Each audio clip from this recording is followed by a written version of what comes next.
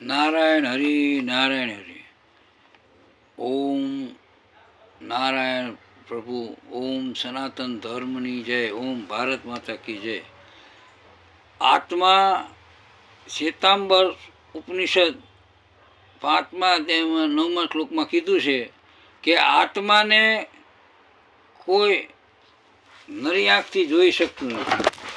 આત્માને કોઈ અનુભવી શકે પણ એને આ ચર્મચક્ષુથી જોઈ શકાતા નથી.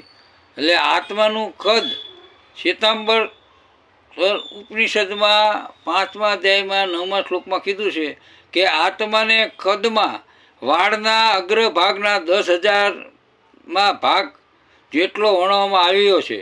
એટલે જે આપણો વાળ છે એના વાળના અગ્રભાગને 10,000 ભાગ કરે અને જે વાય રે એ આત્માને એવો વર્ણવ્યો છે. આત્માના પરમાણુઓના અગણિત કણ છે. આ આત્માનો વિદ્યુત પ્રવાહ સમગ્ર શરીરમાં ચેતના સ્વરૂપે વિદ્યમાન છે.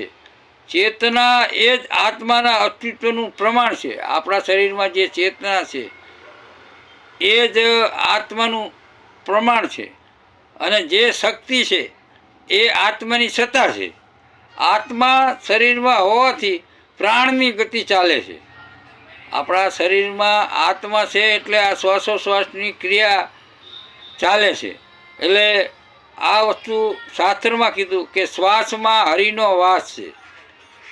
આ વસ્તુ અનુભવમાં તમને ખ્યાલ આવે. શ્વાસ વિના કોઈ પણ રહી શકતું નથી.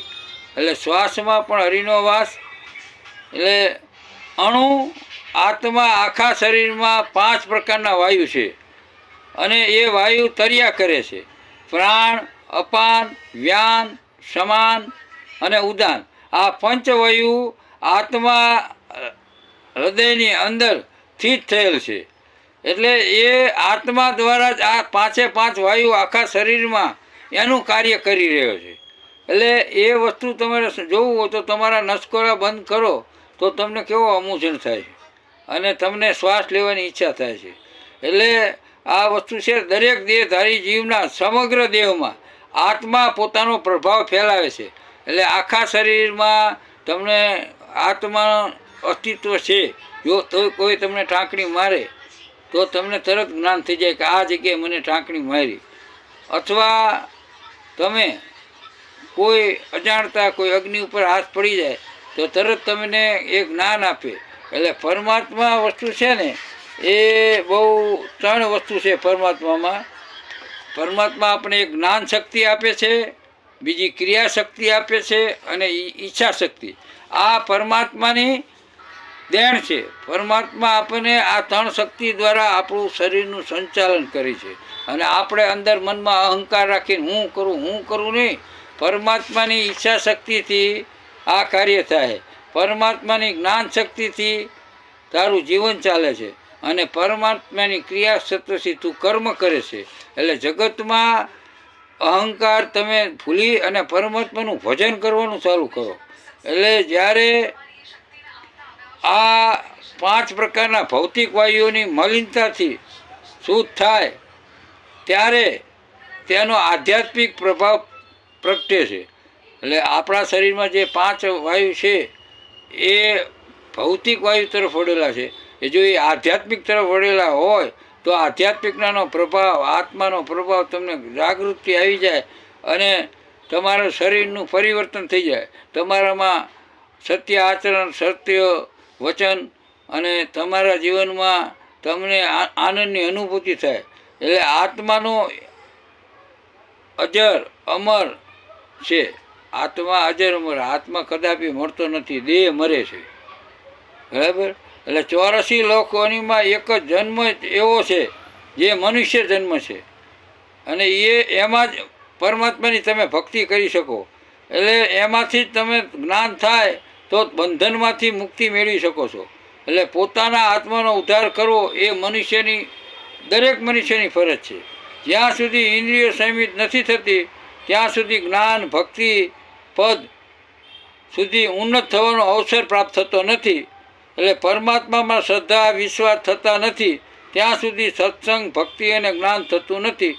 માટે જીવનનું મૂલ્ય, જીવનો ઉદ્ધાર કરવા માટે કાયા માયાના બંધન છોડી અને મનને તીર કરી પ્રભુ ભક્તિના પુરુષાર્થ કરવો પડે છે.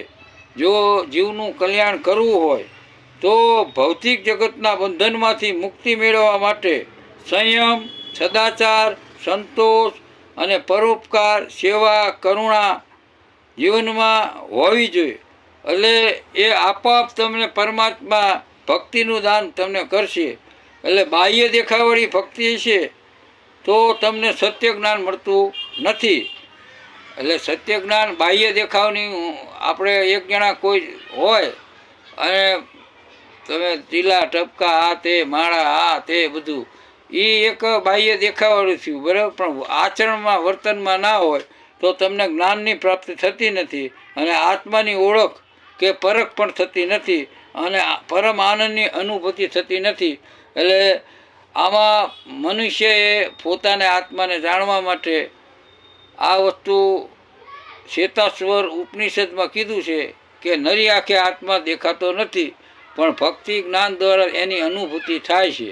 એટલે કોઈ એમ કે આત્મા મારે જોવો છે તો આત્મા અનુભવવાનો વિષય છે, એ જોવાનો વિષય નથી. એટલે આત્મા એ જ આનંદ સ્વરૂપ છે. તમારા જે શરીરમાં આનંદ તમને આવે એ બહારથી આનંદ નથી આવતો. કોઈ પણ વસ્તુ તમે કહો ક્યાંય બહારથી આનંદ આવતો જ નથી. તમારા અંદર આનંદ આત્માની બાજુમાં જશેલો એ તમને જે ભૌતિક સુખનો આનંદ આવે એ ક્ષણિક છે, પણ જે નિજાનંદ, અખંડ આનંદ એ જે વસ્તુ છે ને એ તમારા આત્મામાંથી જ નીકળે છે અને તમને આનંદની અનુભૂતિ દ્વારા તમે પોતે જ આત્મ સ્વરૂપ બની જાઓ છો. એટલે આત્મામાં આનંદમાં રહેવું એ સર્વોપરી ભક્તિ છે અને બીજાને આનંદ આપવો એ સર્વોત્તમ ભક્તિ છે. એટલે આનંદમાં રહેવું અને બીજાને જ્ઞાન કરવું, ભક્તિ આપવી એ મનુષ્યજનોનું સારક છે. એટલે નરસિંહ મહેતાએ કીધું છે કે જ્યાં લગી આત્મતત્વ ચીંધ્યો નહીં ત્યાં સુધી સર્વ સાધના જૂઠી. આત્માને ઓળખ્યા વિનારે લખ ચોરાસી મટશે નહીં, ભ્રમણાને ભાંગ્યા વિનારે ભવના ફેરા ટળશે નહીં. એટલે અનુભવીને એટલું કહેવું રે, આનંદમાં રહેવું રે, ભજવા પરિભ્રમને બીજું કાંઈ ન કહેવું રે. એટલે આ વસ્તુ છે ને એ માન સંતોએ અનુભૂતિ કરી છે અને એમને પોતાને જે અનુભૂતિ થઈ એ એમના જીવન ચરિત્રોમાં કીધા છે. એટલે આપણે મનુષ્ય જન્મમાં સાર્થક કરવા માટે જ્ઞાન ભક્તિ દ્વારા આપણા આત્માને ઓળખી અને પરમાત્માની સ્વરૂપનું સ્વસ્વરૂપમાં આત્માને ઓળખવું એ જ મનુષ્યનો મોટામાં મોટો સ્વાર્થ છે. હરિઓમ હરિઓમ.